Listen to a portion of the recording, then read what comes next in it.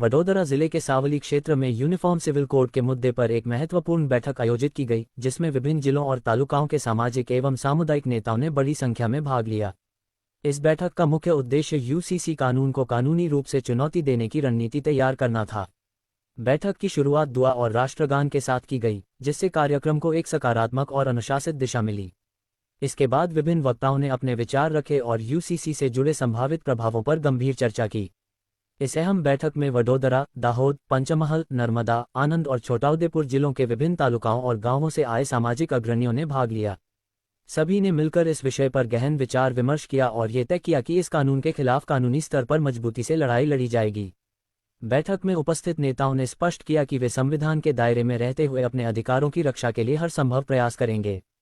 उन्होंने कहा कि यह लड़ाई केवल एक समुदाय की नहीं, बल्कि सभी नागरिकों के अधिकारों और स्वतंत्रता से जुड़ी हुई है। वडोदरा जिला युवा मुस्लिम के अध्यक्ष हाजी जुनैद शेख ने अपने संबोधन में कहा कि समाज को एकजुट होकर इस मुद्दे पर जागरूक रहना होगा और कानूनी प्रक्रिया के माध्यम से अपनी बात को मजबूती से रखना होगा। इस बैठक के आयोजन में फारूक भाई बाबा और बाबर भाई की अहम भूमिका रही। उन्होंने सभी उपस्थित लोगों का आभार व्यक्त करते हुए कहा कि इस तरह की बैठकों से समाज में जागरूकता बढ़ती है और एक मजबूत दिशा मिलती है। अंत में सभी नेताओं और सामाजिक कार्यकर्ताओं ने एकजुट होकर यूसीसी के खिलाफ कानूनी लड़ाई लड़ने का संकल्प लिया और भविष्य में भी इस मुद्दे पर संगठित प्रयास जारी रखने की बात। अल्हम्दुलिल्लाहि रब्बिल आलमीन अर्रहमानिर रहीम मालिकिल यौमिद्दीन इय्याका नअबुदु व इय्याका नस्तईन इहदिनस सिरातल मुस्तकीम सिरातल लज़ीना अनअमता अलैहिम गैरिल मग़दूबि अलैहिम वलद्दालिन आमीन। अस्सलाम वालेकुम वरहमतुल्लाहि वबरकातुहू। एक मुख्तसर सी दुआ जो आप प्रोग्राम का आगाज के लिए जा रहे हैं हम। या इलाही, इन सब अपने सारे नेक बंदों के तुफैल में, खास करके अपने हबीब सल्लल्लाहु अलैहि वसल्लम के तुफैल में, उनके सदके तुफैल में और सारे बुजुर्गान दीन के सदके तुफैल में रहम फरमा हमारे हाल ज़ार पर।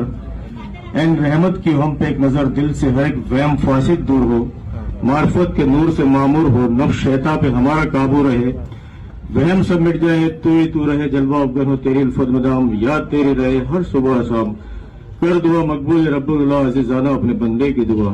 सल्लल्लाहु तआला खैर करके मोहम्मद व असहाबे या रहमत का या रहमान रहीम व के ला इलाहा इल्लल्लाह मुहम्मद।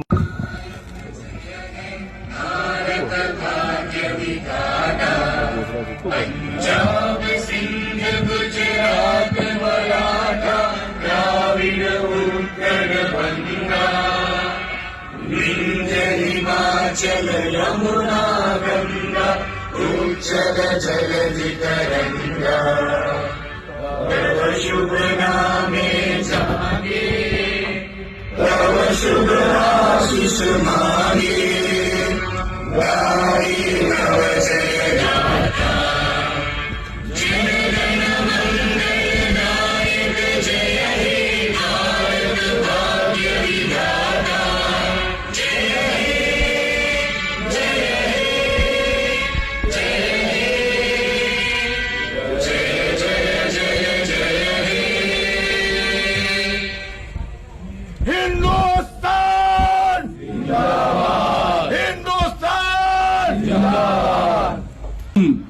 हर वो अल्लाह बहुत टूकी मुद्दत आपको दी गई है यहाँ इकट्ठा होने के लिए। मैं सबसे पहले आप सभी का स्वागत करता हूँ और बहुत बहुत मुबारकबाद देता हूँ कि कौम की खिदमत के लिए आज आप इकट्ठा हुए हैं।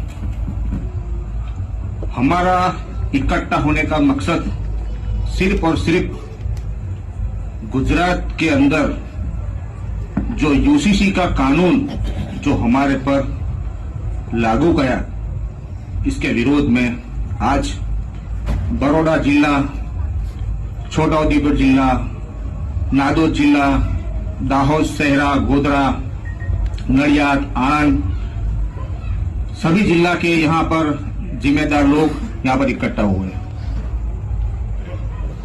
यूसीसी कानून क्या है, हमें पहले तो समझना होगा। जो सरकार है ये कानून में यूसीसी कानून को समानता की बात कहती है, पर इस कानून में कोई समानता नहीं है। मैं आपको बताता चलूं कि हिंदुस्तान और गुजरात में एक ऐसा कानून है जो कानून समानता से बहुत दूर है, जिसे हम आसान धारा के नाम से जानते हैं। जो हिंदुस्तान की और गुजरात की सरकार यूसीसी कानून ला रही है, तो सबसे पहले ये आसान धारा को दूर करे। ये कानून ऐसा है कि हिंदुस्तान का एक भाई दूसरे भाई से काफी दूर हो रहा है। हमको और हमारे यहाँ जो जिम्मेदार लोग हैं, यूसीसी कानून पहले पढ़ना होगा। कानून क्या कहता है? यूसीसी कानून जो हमारी शरीयत ने जो हमें हुक्म दिया है, उसके खिलाफ ये कानून है। बेशक हम ईमान वाले लोग हैं, नबी को मानने वाले लोग हैं और कुरान को फॉलो करने वाले लोग हैं। अल्हम्दुलिल्लाह, जो जो फरमान हमें कुरान ने दिए हैं, वो फरमान को हम फॉलो करते हैं। माशाअल्लाह, हम इस देश के कानून को और इस देश से को मोहब्बत बेपनाह करते हैं, और ये बेपनाह मोहब्बत करने का इजाजत हमें कुरान ने और इस्लाम ने दी गई है। बहुत खूबसूरती की बात है। 2-3 कानून आपको बताता चलो यूसीसी कानून के बारे में। यूसीसी कानून सबसे पहले 3 तलाक। इसके पहले यही सावली के सरजमीन पर यूसीसी कानून का सबसे पहला विरोध बाबर भाई, फारूक भाई और इनकी टीम ने गुजरात में सबसे पहला आवेदन पत्र यहीं से दिया गया था। और आज हमको जोड़ने की जो मुहिम है, वो भी सावली के सरजमीन से हुई है। तो मैं सबसे पहले इन टीम के लिए तालियां आप बजाओ कि इन टीम ने आवेदन का भी स्टार्टिंग यहां से हुआ था, और अब जो कानून विधानसभा में पसार हो गया है, इसके विरोध में अपनों को इकट्ठा करके अपनों को हाई कोर्ट में पिटीशन डालनी है या सुप्रीम कोर्ट में डालनी है, कोई कायदा की हमको लड़त लड़नी है। ये कायदे की लड़ाई है और ईमान की लड़ाई है। इसमें हमें कहीं एग्रेशन या किसी का कोई धर्म के विषय कोई गलत टिप्पणी या कुछ गलत बोलने का नहीं। हमारी और सरकार की लड़ाई है और कायदे और कानून की लड़ाई है। हमें ये लड़ाई कायदे के दायरे में रहते हुए लड़नी है। और मैं आप जितने भी जिम्मेदार, आप सब जिम्मेदार लोग हो, समाज के आगेवान हो, पीरे तरीकत हो, और समाज के अंदर बदलाव आप सब ला सकते हो। तो बदलाव के लिए हमें इकट्ठा होना होगा। कड़ी जोड़ने का काम बाबर भाई और फारूक भाई ने किया है। ये कड़ी जोड़ के हमें पूरी चेन बनानी है। जो रुकी हुई साइकिल है, हमें फिर से उसे चालू करना है। આપણે આજે જયારે ભેગા થયા છે યુસીસી માટે, તો અલહમદુલિલ્લાહ ટૂંક સમયમાં બાબર કાકાએ, ફારૂકભાઈ એમની ટીમે જે આયોજન કર્યું એ બિલકુલ કાબિલે તારીફ છે।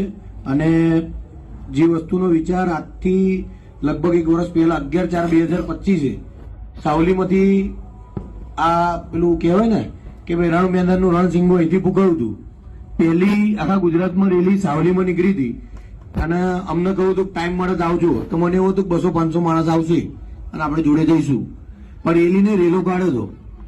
અલહમદુલિલ્લાહ આખા સાવલી તાલુકામાં નહીં, પણ મારી દ્રષ્ટિએ આજે બરોડા કરતા મોટી રેલી સાવલીમાં નીકળેલી અને બહુ જબરજસ્ત ચાલતા અહીંથી આટલી લાંબી મામલતદાર ઓફિસ મને ખબર હતી। लिए हमारा बड़ा, हमारा बच्चा, हमारा जवान, हमारा हर इंसान तैयार रहेगा इंशाअल्लाह।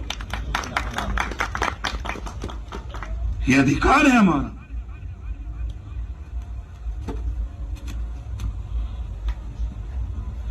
तुम कौन होते हो कि हम कहां पर निकाह करें, कहां पर न करें, ये पाबंदी तुम हम पर कैसे लगा सकते हो? हमें अधिकार दिया है संविधान ने कि तुम अपने धर्म के मुताबिक निकाह का जो अमल है वो कर सकते हो। तो अपने विरसे के अधिकार तुम कैसे छीन सकते हो हमसे? विरसे के जो अधिकार हैं, वो अधिकार हमें जो दिए गए हैं, हमारी शरीयत ने जो अधिकार दिए हैं, उसके अंदर तुम्हारी दखलगिरी नहीं चल सकती। ये हमें संविधान ने अधिकार दिया है।